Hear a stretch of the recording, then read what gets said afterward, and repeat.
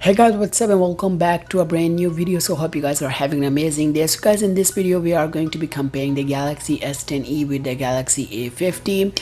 So the reason for making this video is because of the comments which were really saying to compare both of these smartphones, and the second reason is both of these smartphones are considered as budget smartphone, the S10e being the budget smartphone in the flagship market and the A50 as like the best under $400 smartphone for the mid-range killer. So the thing I really want to see in this video is how do they really differ in their performance. And because I did edit this video, and after really making this video, the thing that I was really amazed by was the performance of the A50.